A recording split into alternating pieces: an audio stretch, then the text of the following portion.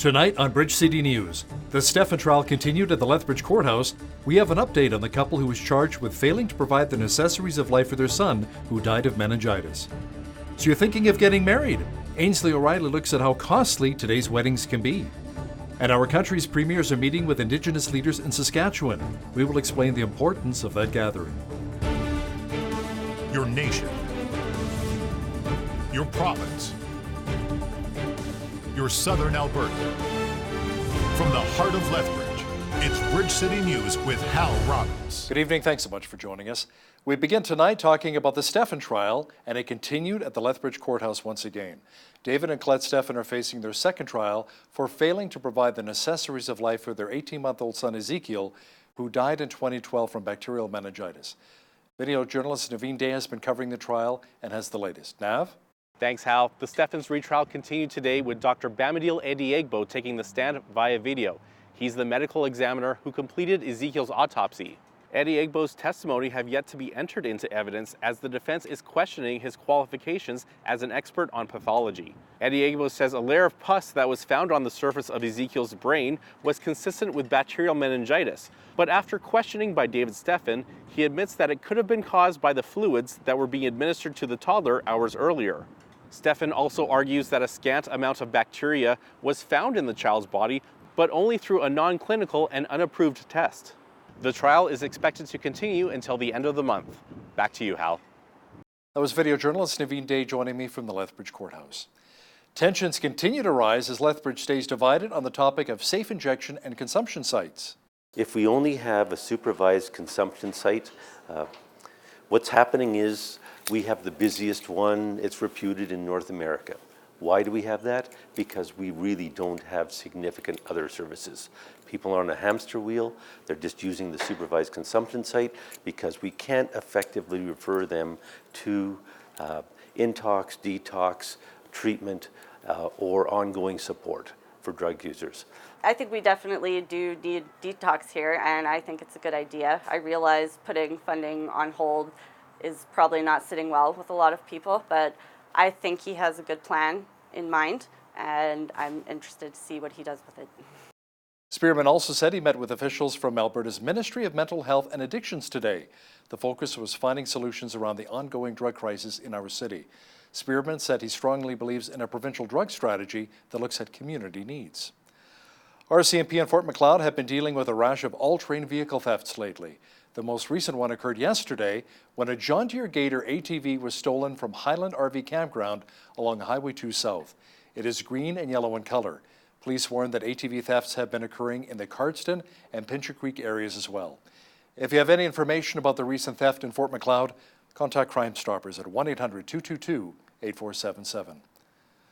According to a 2015 poll, 23% of Canadians will be getting married in August. Now, if that's the case, the month of July will be pretty busy and costly for those looking to tie the knot. Ainsley O'Reilly discovered how expensive weddings can be and what they mean for so many Southern Albertans. It's wedding season, and this weekend could be the busiest of the year. LA Chefs Catering and Events hosts many of their weddings at the Norland Historic Estate, an authentic Southern-style space that was built in the early 1900s. According to a 2015 survey, the average cost for a wedding in Canada is $30,717. LA Chef says that they can accommodate all types of visions. We can pretty much accommodate any budget. We've worked with budget brides and then people that have a grand vision, and price point isn't really an option, but I mean that's part of the learning experience and growing and bringing things together. And it just depends on what's most important to a couple. A brand new company, Lethbridge Event Rentals, will have their busiest weekend yet, setting up a whopping 11 weddings with only 4 to 5 staff members to pull it all together. I mean, we're in mid-July, the weather's beautiful. People have been planning their weddings for years in advance and kind of schedule around this time. So we just really wanted to take it all on and kind of take in as many clients as we possibly could and really get involved in the city and that decor landscape for us as well. So it's been really great. While centerpieces, drink menus, and music are all important components to planning a wedding, Pastor Ralph at My Victory Church takes pride in helping couples prepare for what comes after. Weddings being just the beginning of a relationship is such an exciting time, but again, it takes work, it takes commitment to learn. People can get a car, have to go through a test for a driver's license, but marriages is pretty simple. If people want to join together in marriage, I'm excited about that, but I really encourage them to seek wisdom and to grow together and learn about each other, and it's just exciting to see when a couple can get along and learn more about each other. For Bridge City News, I'm Ainsley O'Reilly. Many would agree that in order for a marriage to be very successful, listening is a vital part of communication. Pastor Kelly Stickle with My Victory Church in Lethbridge says many times it is the wife and not the husband who's the most in tune with the relationship. If she's saying it, that's not the first time she's thought it or felt it. And if she's saying it now, she's come out and done that and been bold enough to speak it out, it's probably something that she's pondered for a while. So, husbands, pay attention. It's vital, and listen to what she has to say, and don't overreact or don't dismiss what's going on. Pastor Kelly will have more on what it takes to have a successful marriage coming up in the second half of our show. Many of our country's premiers met with Indigenous leaders in Saskatchewan ahead of a 2-day conference. It is the first time the Council of the Federation has visited a First Nation for its annual meeting. When you have federal, provincial, territorial government tables, you need Indigenous people's voices at all those decision-making tables. And I'm going to keep pushing for that and encouraging that. You get better policy, you get better legislation, you get better dialogue, debate when you start respecting Aboriginal treaty rights and inherent rights. And having our voices at those tables, it's just value added. How do we engage, and not only when it comes to setting up and supporting our child and family services programs as we move forward, our supports for those families, how do we, at times when a child needs to leave their family, how do we put the supports in place so they don't actually hopefully have to leave their community? How do we, when we are trying to engage all of our communities, First Nations or otherwise, in the broader economy that we have in our provinces and our nation in the world, whether that be through the conversation around economic corridors, the development of our resources so that we can use that wealth to transition ultimately to a cleaner economy in Canada and share that innovation with others around the world. How do we engage with our Aboriginal communities? Brian Lilly, one of our regular contributors, is covering the Council of the Federation in Saskatchewan, and he says another big topic of conversation will be trade, as in easier trade within Canada. Every province has their own little thing where they're trying to protect their internal group, their internal industry, and it's easier sometimes to trade with the United States than within Canada. Watch the full interview with Mr. Lilly discussing trade and how the feds are considering another fuel tax. That's coming up after business news. 6 First Nations have filed another legal challenge against the Trans Mountain Pipeline expansion. The group says Canada's ownership of the corporation created a bias which prevented full consultations as ordered by the Federal Court of Appeal. The federal government's approval of the pipeline is unlawful and must be quashed for the following reasons. Consultation was not meaningful in the following ways. Canada was not responsive to TWN's concerns, which include oil spill risks and impacts to the killer whales and our significant relationship with them, climate change impacts, project economics. The project infringes our Aboriginal rights and title. Canada withheld information regarding their scientific assessments of diluted bitumen impacts and only provided this information to Tsleil-Waututh after the formal close of consultation. A pipeline company that was fined $1.3 million in 2014 as a result of 2 separate Alberta oil spills has announced plans that it's expanding. Plains Midstream Canada says it is seeking commitments from shippers to expand its Rangeland crude pipeline system from Edmonton south to the U.S. border. Back in 2012, the company had a pipeline rupture under a river near Sundre, spilling close to 500,000 liters of oil. The spill resulted in the closure of Glenifer Lake for 3 weeks. In April of 2011, its Rainbow pipeline spilled 4.5 million liters of oil in northern Alberta. The province wants feedback on how its big industrial players could cut back on greenhouse gas emissions. Alberta's Environment, Energy and Agriculture ministers are meeting with 150 industry people in Calgary. They will be discussing how the proposed plan would apply to facilities that emit more than 100,000 tons of carbon dioxide annually would work. More than 40 people are recovering in Winnipeg after carbon monoxide levels 10 times higher than what is safe were detected at a Super 8 motel. The building was evacuated yesterday of its 52 occupants and 1 dog. Fire officials say 15 people who were initially listed in critical condition are all safe and will pull through. The dog will also recover. Emergency crews responded after an automatic carbon monoxide detector went off in the boiler room. Floodwaters converged on large areas of south-central Nebraska after up to 23 centimeters of rain fell on the region. Parts of highways were closed and dive teams were sent in to help people who were trapped in their homes. Those affected by flooding were offered shelter by at least 2 groups. The University of Nebraska said it would open dorm space as temporary housing. The American Red Cross also offered a shelter inside of a high school. While there's been major flooding in Nebraska, the state of Alaska is dealing with record heat. The National Weather Service says there have been 9 new daily high temperatures set in the past 11 days in Anchorage. It's been going on for about 11 days, and over the past 11 days, we've been breaking, on some days we've broken up to 10 records around the local area. Our hottest day was actually the 4th of July, and we hit 90 in Anchorage, which broke our all-time record. Alaska should be a cool place in the world. So we have a lot of warmth, close with us. and thank goodness that we have. So you had to go out and buy shorts and stuff? Yeah, yes. Now I gotten so used to the cold to the point where if it's really hot, then I'm gonna, pass out. Something that's been kind of compounding the issue is the smoke. So that actually makes it worse for people who have respiratory issues. If they close their windows to keep out the smoke, then their house can get even hotter. So that's been really difficult, in particular for some of our sensitive populations.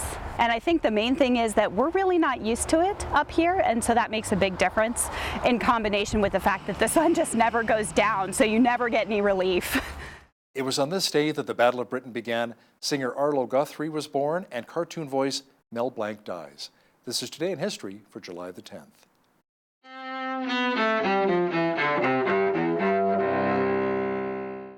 July 10th, 1940. The Battle of Britain begins during World War II as Nazi forces start attacking southern England by air. Just weeks earlier, British Prime Minister Winston Churchill warned his people to prepare for the assault. If the British Empire and its Commonwealth last for 1,000 years, men will still say, this was their finest hour. 1962. Telstar, the world's first active communications satellite, is launched from Cape Canaveral, Florida. 1850. Vice President Millard Fillmore becomes president, taking the oath of office after President Zachary Taylor dies from a sudden cholera attack. 2006. Shamil Basayev, the Chechen rebel leader, is killed in an explosion in southern Russia. He was responsible for some of Russia's worst terrorist attacks, including the Beslan school siege, which ended in a massacre. 1947. You can get anything you want at Alice's restaurant. Folk singer Arlo Guthrie is born in Brooklyn, New York. The son of folk music legend Woody Guthrie is best known for his song Alice's Restaurant. And 1989. Yeah. What's up, Doc? Mel Blanc, the voice of Bugs Bunny and many other Looney Tunes cartoon characters, dies in Los Angeles. He was 81. Today in History, July 10th. Sandy Kozel, The Associated Press. Another beautiful summer-like day again today. The sunshine should be sticking around for the rest of the week. Complete weather details are coming up. We had a mixture of sun and cloud again today, but hot. Tonight, just a few clouds with a low near 14. Mainly sunny tomorrow with a high expected near 26. Blue sky and sunshine on Friday with a high of 28. A gorgeous weekend is shaping up. Sunny and 31 on Saturday, clear and 28 degrees on Sunday. Monday, more sunshine in the forecast with a high expected near 26. Only slightly cooler on Tuesday with a high of 25. Looking at the almanac, the average high for this time of year is 25 and an average low of 10. The highest temperature on this date was recorded in 1973 at 39 degrees, and the record low was 5 in 1997. Sunrise was at 5:35, sunset at 9:39. Looking at the national temperatures for tomorrow now, Victoria will be mainly cloudy and 21, just a few clouds at 23 degrees for Vancouver. A nice day shaping up for the Stampede in Calgary tomorrow. Expect lots of sunshine and a high near 24. Thunder showers at 21 is on tap for Edmonton. A good chance of showers at 26 for Regina on Thursday. Rain at 22 for Saskatoon. Expect thunder showers at 28 degrees for Winnipeg. Rain at 28 as well for Toronto tomorrow. Expect rain at 30 degrees for Ottawa. Spotty showers at 28 is on tap for Montreal. In the Maritimes, it should be mainly sunny at 28 in Fredericton. Just a few clouds at 23 for Halifax. Sunshine at 22 degrees for Charlottetown. And in St. John's, a good chance of rain and a high of only 11 degrees tomorrow. The Bank of Canada is standing pat on its interest rates. The bank is aiming to thread the needle between domestic economic improvements and an expanding global slowdown. The central bank announced that its key interest rate will remain at 1.75% for a sixth consecutive session. Officials say while the Canadian economy appears to be returning to growth, the U.S. economy is weakening.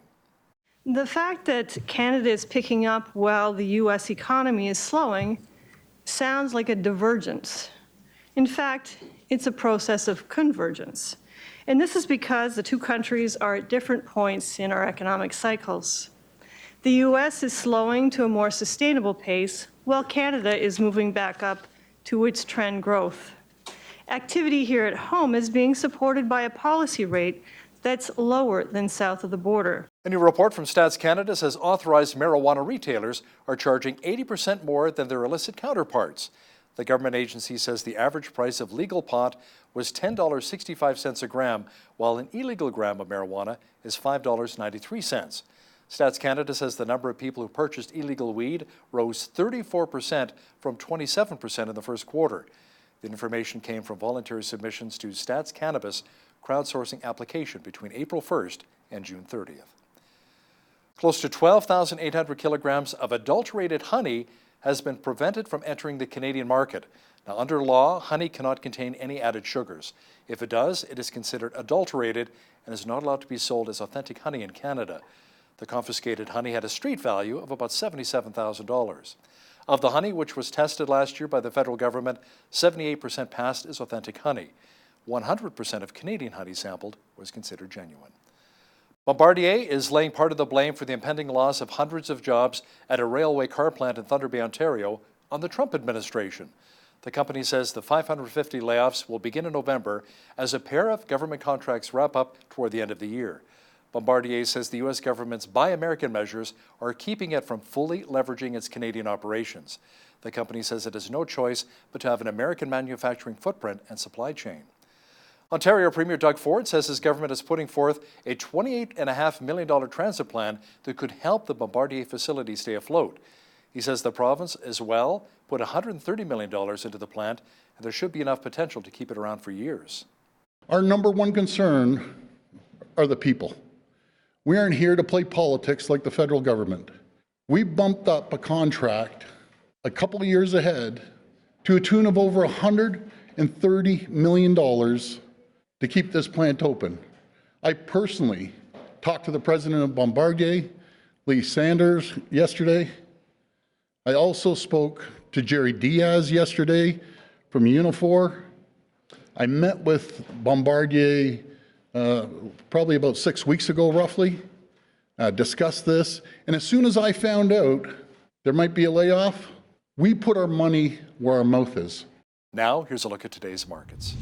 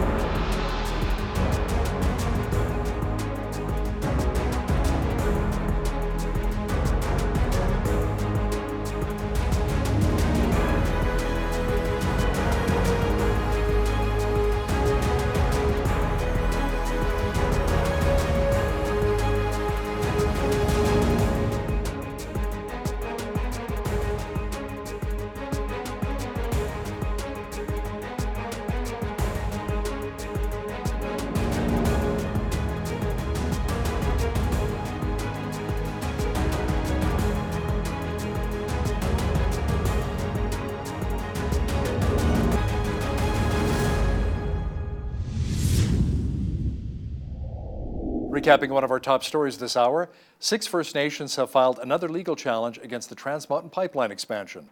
The group says Canada's ownership of the corporation that created a bias which prevented full consultations as ordered by the Federal Court of Appeal.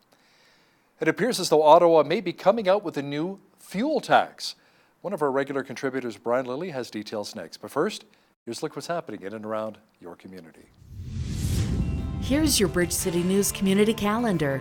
Come for a fun time with the whole family to Summerfest and barbecue at City Light Church this Sunday, July 14th from noon to 2 p.m.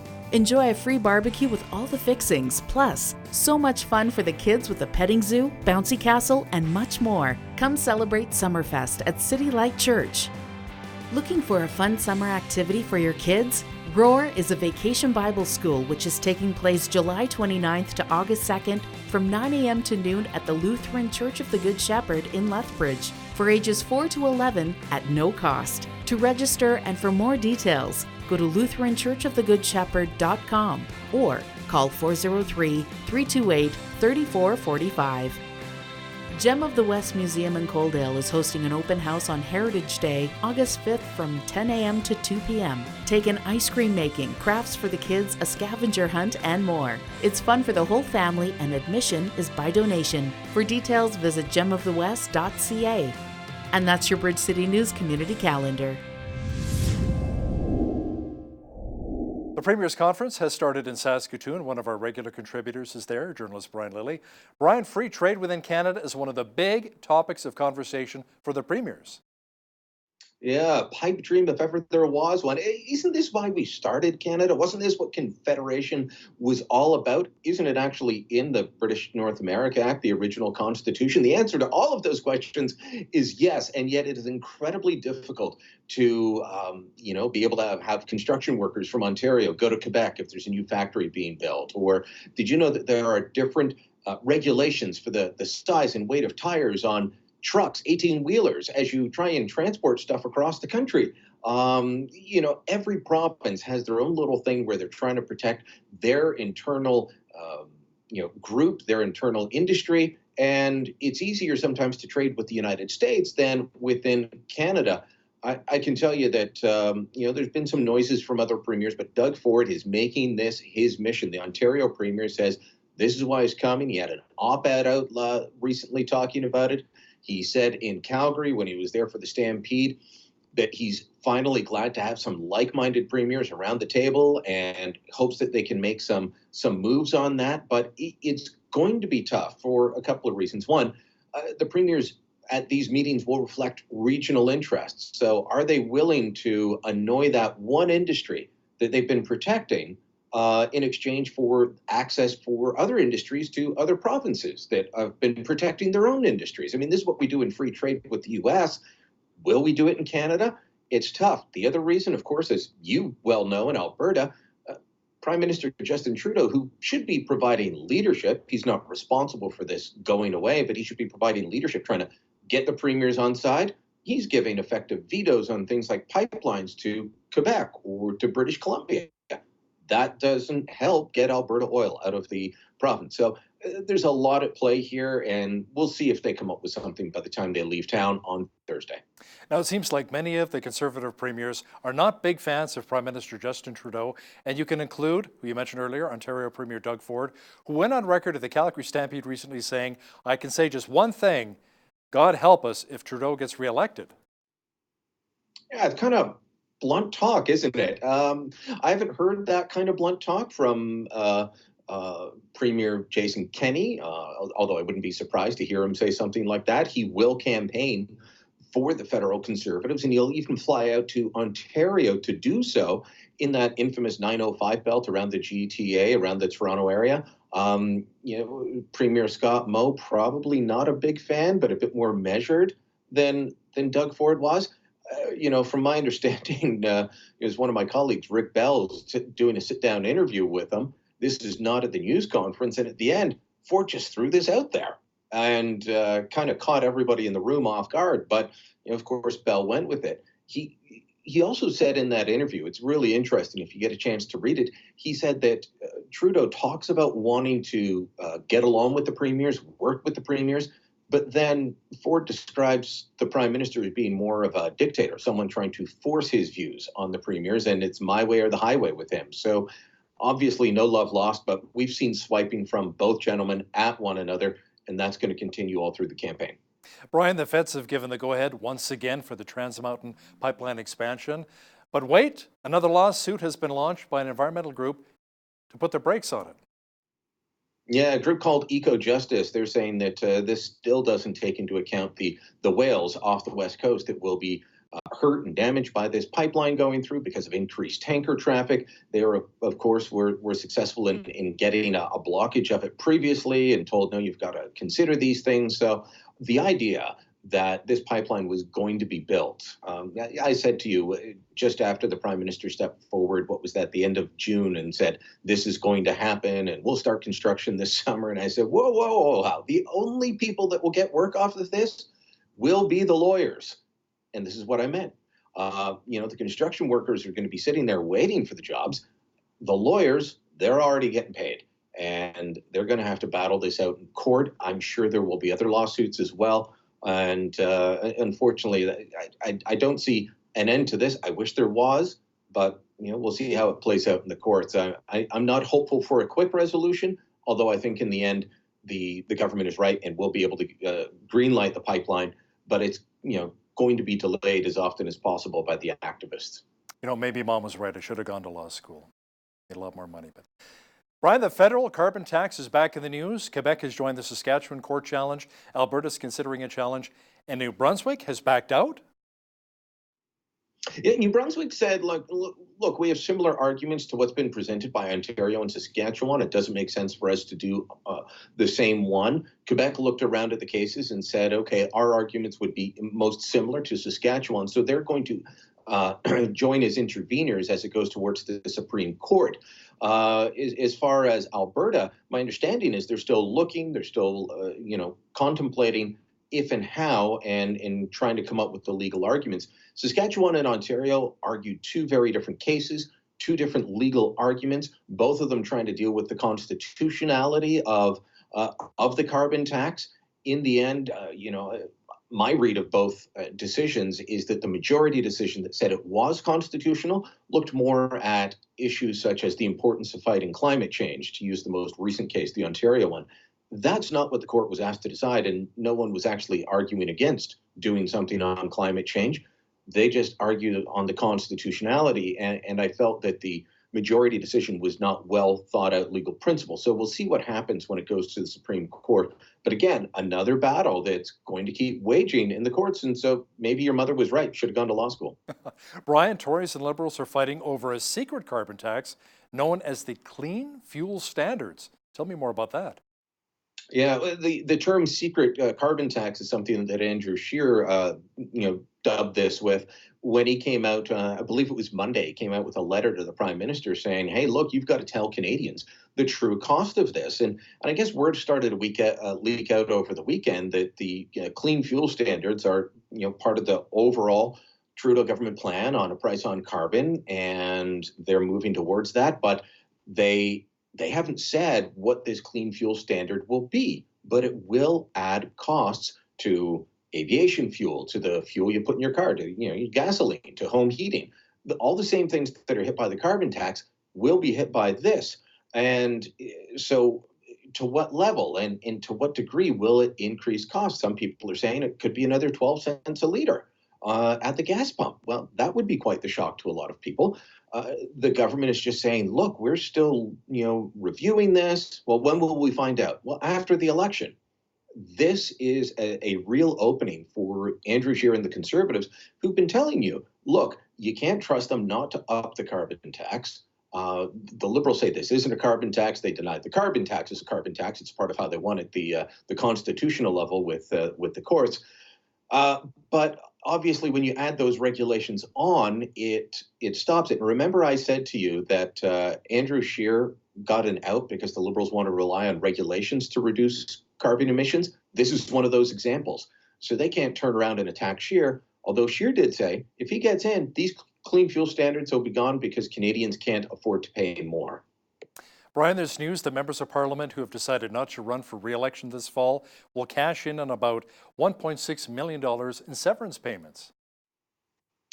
Yeah, so there's a mixture of MPs. There's 39 MPs that are retiring. Some of them will be over the age of 55. They'll take their pension, which, by the way, if you're upset about gold-plated pensions that MPs have, know that Stephen Harper reformed it, even though it hurt him. MPs now have to put in a lot more money. It used to be they would put in maybe $1 for every 5 they'd get that would be put in by taxpayer, and then that would be invested, and eventually you'd get a big pot of money at the end. But now it's even. It's like most people that do have a pension, your employer puts in half, you put in half. And that's a much more fair system. But for the MPs that don't qualify for a pension, maybe they didn't serve the 6 years that you need to qualify. And by the way, at 6 years, you don't get a big pension. It all depends on years of service, like most plans. But if you didn't serve the 6 years or you're under the age of 55, then you can qualify for a one-time lump sum payment of up to 6 months of salary. So that works out to about $90,000. And I know this is going to outrage people, but politics is a precarious business. And if you want people to leave good jobs to go and run for office when they could be out of work in 4 years if it's a majority, in 6 months if it's a minority, then you need to be able to offer them some kind of cushion to get back into private life, to get back on track, because your job security is all in the hands of the voters. So we could have a debate about whether it's too generous, but I think having something there is right. I just haven't thought about what the dollar level should be and if where it currently sits is the right one. A Liberal professor got into a lot of hot water online recently, saying the Conservatives are the party of the uneducated.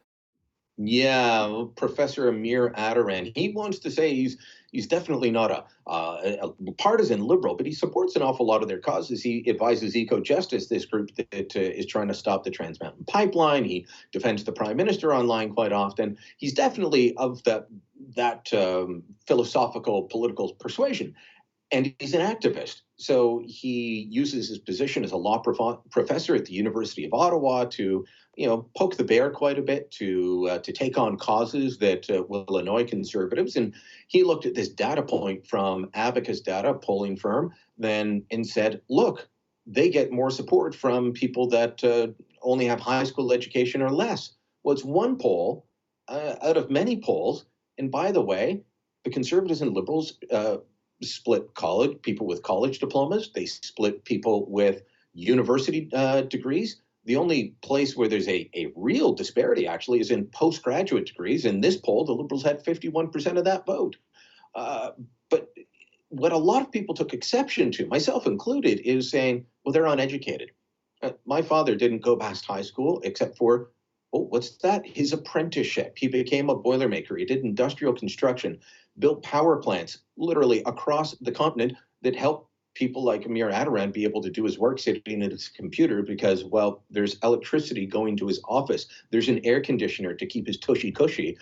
There's all of this. And those are the people that also pay the taxes that pay his very lucrative public sector salary. So a lot of people pushing back on him. He was even on a radio show and asked by the host, well, do you get why people are upset? And he said, well, they can be upset if they want, but, this is fact. Not really. But he was asked, will you apologize? He said, of course not. He's been taken to task by pollsters of all kinds of other companies that have said, you are fundamentally misreading this data. And by the way, people move their votes between elections, look between elections. He's refusing to do that. He's digging in. I think he's basking in the glory that he's getting some attention and showing that he might be relevant once again. I've got 2 words for you, spin doctor. Brian, a multi-faith group wants to build a shelter for homeless veterans, and it looks like the feds are willing to step up to help.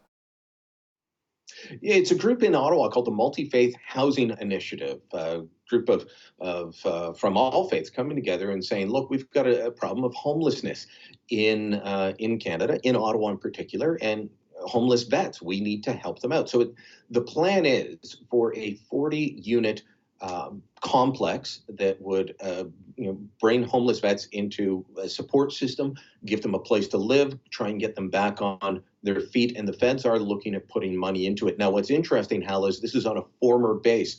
It used to be called CFB CFB Rockcliffe. There's two areas with similar names in similar parts of that town. CFB Rockcliffe, it was an air base during the Second World War. There's still all kinds of housing that was base housing, 60 years ago, that's now single-family homes and townhomes. Well, they cleared out the rest of the base. They closed it maybe 20 years ago. It's been a long process getting it ready to put in new housing developments, and these are going to be some very nice homes going for good money. Well, as part of the rebuild, there's also going to be social housing, and this could include this. So I think overall it's a good policy, and so kudos to the Trudeau government for stepping up and saying they're going to help. And if they get voted out in October, you can be sure that whoever comes in will still be backing this sort of plan.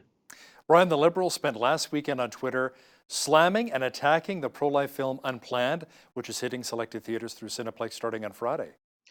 They did, and there were even attempts to shut it down. I've heard that there are theaters in it may have been Lethbridge actually, where you are, where they've had to hire extra security. There was another theater that canceled the showing because of threats against them. And Cineplex was under intense pressure. And when you say the Liberals, we're talking Justin Trudeau's chief of staff. We're talking top Liberal MPs out there on Twitter attacking anyone that was tweeting about the movie, attacking those that would show the movie, saying that this is wrong, and see, the Conservatives want to open up the abortion debate, and they want to take away a woman's right to choose, which, by the way, our Supreme Court has never found existed. In response to this, this is something to be noted, because corporations tend to want to avoid controversy. So I need to applaud Cineplex CEO Ellis Jacob, and I want to read from part of his letter. I've got it open on my computer here. He said, "In this instance, many of us will have to set aside our own personal beliefs and remember that living in a country that censors content, opinions, and points of view because they are different from our own is not a country that any of us would want to live in." Bravo to Cineplex CEO Ellis Jacob, and shame on Katie Telford, the Prime Minister's Chief of Staff, and all those other top Liberals who do want to live in a country where top government officials can try and shame and force private companies not to show a film just because they don't like the message. And you're right, it's the Movie Mill here. Len Binning, the owner of the Movie Mill in Lethbridge, he says a lot of his staff were threatened when they also agreed to air Unplanned, and it will be hitting theaters here in Lethbridge as well at the Movie Mill after it airs at Calgary and Edmonton, I believe, through Cineplex. Award-winning journalist Brian Lilly joining us from Saskatoon. Thanks so much, Brian. Thank you.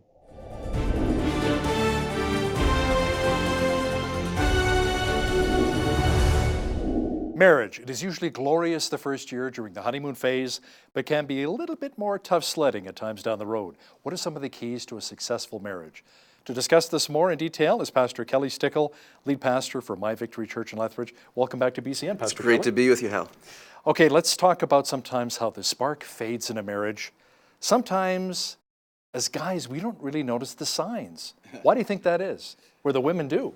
Yeah, it's true. The women, a lot of the studies show that the women are the first to notice that something's not right. In fact, when most counselors survey out of 10, how would you rate your marriage? They say the average response is that women will rate their marriage 4 points lower. That's the average, 4 points lower than their husbands do, and that's because men and women. This is a news flash for everybody, but are quite different. And women. Well, men are from Mars, women are from Venus. Yes, we figured that out long ago. We're quite different. Women are. Their value is they value highest security, and so because they value security, they want that kind of interdependence. Where men value significance, because they value significance, they are more independent. And so in women, women want this interaction. They want feedback back and forth. They want interdependence in the relationship. They're more dependent on the relationship. That where men are naturally more independent. And so typically, this is why there's a big difference, because women are more, and guys are kind of oblivious to this whole thing. We're happy. We got fed. We got our laundry done. Everything's good. We're typically more satisfied that way, and we aren't the first to pick up on something not going as well. So, Pastor, how important is that emotional connection with our spouse? It's vital. It's very, very important. I think a lot of times, again, us guys, we want to be, because we value on significance, we want the more practical stuff, less emotional stuff, and generally less emotional. But It's important in our relationships to be aware of the emotions of everything, but at the same time not be completely dependent on emotions, because emotions are fickle. They come and they go. They're up and they're down, and so it's important to value that emotions and to pay attention to the emotions, but not to be dependent on them. It's important to keep it maybe at an even keel for consistency. I think there's wisdom in that, but at the same time, yeah, it's okay to flow with the emotions and to create the spark and generate the spark and have the ups and make sure that we're not too high with the highs and too low with the lows. But you don't want to be even keeled. It can get boring pretty quickly too. So you don't want to get too even keeled, I don't think. So what happens when the spark is gone and you want to recreate some of that magic from earlier on in the marriage? What does a couple need to do? Well, I think there's a misconception that love is a feeling. I think a lot of people assume it. They might not come out and just say that, or maybe they will, but I think love is, according to the Bible in 1 Corinthians 13, when he says love is patient, love is kind. I don't know about you, but I've never experienced the feeling of patience ever. Patience is an action. There's an action that comes to it, and love is an action first, and the feelings typically follow. So if the feeling starts to fade and we see that problem, I'd highly encourage people to do the acts, to acts of love. Show patience, act it out. Show kindness. How about do the dishes? That's do an the act of dishes, love, right? yeah. Service, yeah. Serve Right. them and serve the other, and you'll find that over time the feelings will follow those actions. As a husband, how do you respond when your wife says, "Honey, we seriously need to talk about this marriage"? You listen. So you turn off that football game, turn off the hockey game. Well, you push pause on the football game. Oh, I'm sorry, just pause? Yeah, PVR it. I don't know. I'm just kidding. But no, we definitely you got to stop and listen. The general rule is if she's saying it, that's not the first time she's thought it or felt it. And if she's saying it now, she's come out and done that. And been bold enough to speak it out, it's probably something that she's pondered for a while. So, husbands, pay attention. It's vital, and listen to what she has to say, and don't overreact or don't dismiss what's going on. Pay attention, listen to what's going on, listen past what's just the emotion at the time or just the words at the time, and going, okay, is there something I can do? Is there something I can help? And what do I need to change, and be willing to change. So if it's a concern to our wife or spouse, it should really be of concern to us as men, right? It has to be. If it's a concern to her, it has to be a concern to us for sure. How about communication? How vital is that to a successful marriage? I would say that probably 90% of the counseling that I do with couples, marriage counseling, is issues over communication or miscommunication that happens in marriage. I think that's why, the 5 Love Languages book was such a big hit and such, has become a phenomenon basically, is because it's an issue of communication and how we can miscommunicate so easily. We're 2 different people, 2 different backgrounds, 2 different expectations coming into this relationships, two different baggages that come into this thing, and so we tend to communicate the way that we've expected it or the way that we saw it growing up, and she's communicating the way that she expected it and what she saw, and we can be 2 ships in the night, and we can easily miscommunicate. And I think it's amazing to me how couples don't, if there's a problem with communication, go get coaching. Go find a pastor, go find a counselor, go get coaching. The best, athletes have trainers and coaches. Even the professionals have personal coaches and personal trainers. They're the best, and yet they still need coaching. So in our marriages, it's the most important relationship, in life, and so we should get coaching, and if we need help in coaching and communication, that's probably the best place to go. A lot of times, Pastor Kelly, in marriages, people get very busy with the kids, taking them to piano, to hockey, drama class, whatever, right? French horn lessons, and sometimes the marriage suffers as a result. So where do we draw that line, making sure we always make time for our spouse?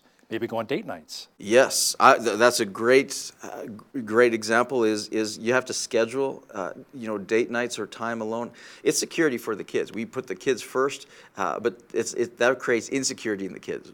Because they want to see if there's security between mom and dad, that's going to create security in them as well, and so they like it when they see us making a priority of one another. So it's really vital. Again, putting the action. I think scheduling a date night or a date day or a date breakfast or something on a weekly basis and saying you're the priority, this relationship's the priority is vital. How important is it when you get into a conversation which sometimes escalates into an argument in front of the kids that we make sure we don't put down the other spouse, that we support and lift up the other spouse and not maybe disagree and argue with them in front of the children, maybe take them aside, his or her like spouse, and speaking privately, not in front of the children? How important is that to a healthy marriage? It's very important, and when couples are together, I always encourage them, don't fight or don't escalate the fight in front of the kids. I think it's okay sometimes to disagree in front of the kids because you show kids how to interact and how to disagree with problem honor solve, and right? problem solve and with honor and respect. But if it's escalating, general rules, don't fight in front of the kids. And then I really encourage those, people who are separated. Man, it's very important, hugely important, that you don't put down your spouse to the kids or in front of the kids, or don't talk disrespectfully about your spouse.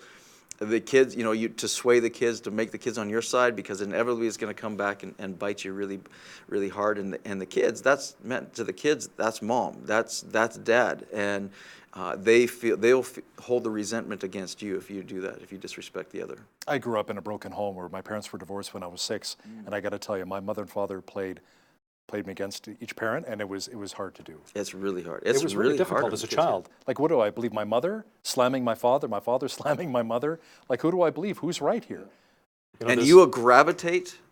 This is the natural case for kids. You will gravitate, especially as you get older, you'll gravitate to the one who was most respectful of the other.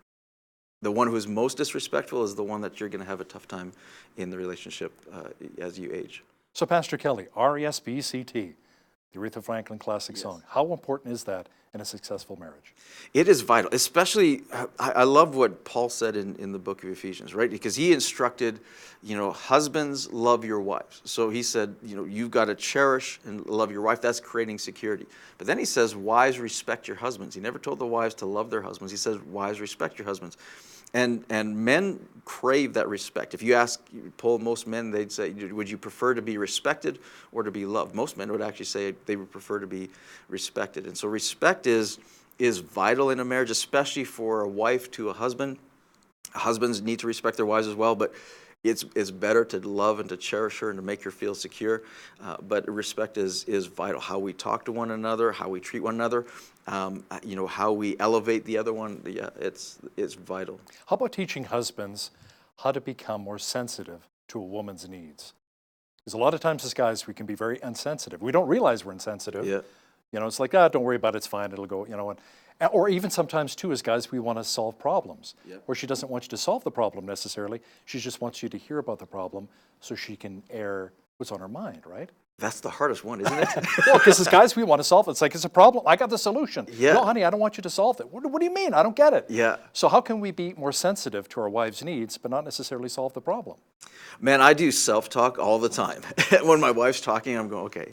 Because naturally built inside of us, all of us guys, is to fix. We want to fix. If something's broken, we want to fix. Absolutely. If she's broken, we want to fix. If she has a problem, we want to fix. Or Kids are broken, we got solve. to fix it. Yeah, we got to fix it. Right. And that's not what she wants. She sometimes just wants an ear to hear and to listen. And so there's many times where, as guys, you have to remember going, okay, no, I don't need to fix this. I just need to listen. And that's hard, isn't it? Being a sounding board, right? Yeah. I'm glad you brought that up. Hearing and listening. What is the big difference? Sometimes she says, you heard me, but you weren't listening to me. Yeah. The listening is, I think, you've got to be able to hear her heart and listen to the words. And so there's to what she's saying. And it's hard sometimes as guys because we're in fix-it mode. And so our mind is typically going to the answer and she's not even done explaining the problem. And so one of the tips and tricks that I teach and use myself is active listening. So I say when someone's asking you a question or when someone's telling you something, use active listening and repeat back. So what I hear you saying is, and repeat back, and then allow her to respond to that. If she says, no, that's not what I meant at all. Oh, okay, so what are you saying? You allow her to explain it again. So what you're saying is this. And by using active listening, it's very respectful for her because she knows that you're listening. And it really helps you get to the heart and be able to hear what the heart of the issue is. Now, you authored a book called Mindcraft, which deals with our mindsets. Do we need to change the way we really think about our other half? Yes, absolutely. How so? Well, that book is based on Proverbs 4:23, which says, Solomon says, above all else, guard your heart, for out of it flows the issues of life.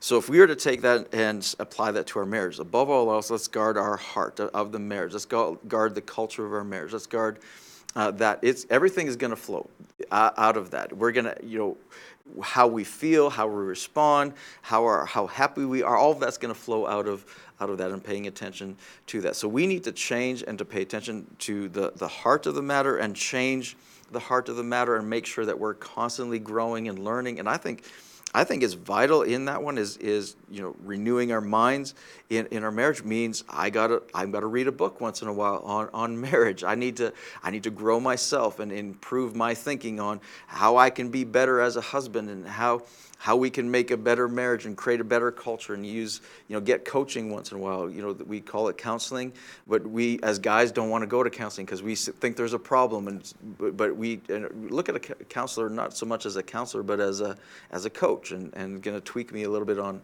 our communication, tweak us a little bit on our thinking, and renew our minds that way. And so we need to renew our minds. And how about some mentors? Maybe a couple that's been married for 50 or 60 years. Yes. Ask them the keys to their successful marriage. Yeah. What worked for them and maybe what didn't work for them. Yes, absolutely. Right? You're celebrating an anniversary coming up, right? 29 years. 29 years, yeah. Yeah, so that is, those accomplishments, that it's rare and more rare today. And so, if something's worked, let's listen and hear, and more than just, a lot of times guys, I don't know, we just stuck it out. Well, there's something deeper there. Well, why did you stick it out? Did you have any hard times? Yeah. Never went to bed angry. Yeah, never went to bed angry, yeah. Right, that's key as well. Yeah. How about when we want to become critical of our other half? Not with the kids around, but just one-on-one. Maybe some of their bad habits are finally getting to us after a while. You left the toilet seat lid up again. Mm-hmm. Isn't that the 11th commandment? Remember that toilet seat lid and keep it down, right? But sometimes as guys we forget. So we get critical of each other, of spouses. So how do we make sure we step back, look at the big picture? Is this going to be helpful to my marriage? Right. How do we do that? I think there's how we confront, and there's a skills and that we can learn. And I've read some amazing books on how to confront with excellence, how to confront with honor. And one of the things they say is in a conversation that you feel safe, you can talk about anything. And so create an element of safety in those confrontations. So when you confront and saying, okay, toilet seat, say, you always leave the toilet seat. Well, there's a couple things I've violated in that one statement. You always leave the toilet seat up, or you always leave it down. There's a couple things. When I start a sentence with you, immediately you're going to feel defensive. What did walls go up? The walls go up. I'm going to fight or flight. So because I feel unsafe, I'm going to fight and push back and defend, or I'm going to shut down and flight or run away from that.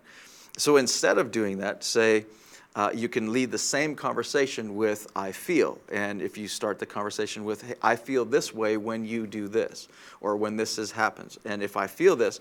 Then it creates safety. We can talk about the same thing, but we still created a realm of safety, and we did the same thing. We confronted, we were critical, but we did it with respect. One more thing I wanted to ask you, showing an act of love. How about the husband taking care of the children so the wife can go out with the girls for a girls' night out? Maybe go to a movie for dinner with the girlfriends? Yes. Would that help too, do you think? That would help, and it's not babysitting, it's your kids. That's right. Yeah, you're just fathering. Yeah, it's a part of what we do, absolutely, and it's honoring to her. I don't know if you've ever done this where your wife's gone away for a weekend or a week at a time and you got the kids alone. We learn a lot to going, okay, this is a serious job she has to do. It's an exhausting job. Plus you get an opportunity to bond with your children, right? Plus you get an opportunity to bond with your children. So yeah, give her an opportunity to do that for sure. Kelly Stickle, lead pastor with My Victory Church here in Lethbridge. Thanks a lot for joining me again on Bridge City News. Yeah, thanks, Hal. On behalf of all of us here at BCN, I'm Hal Roberts. God bless and have a great night.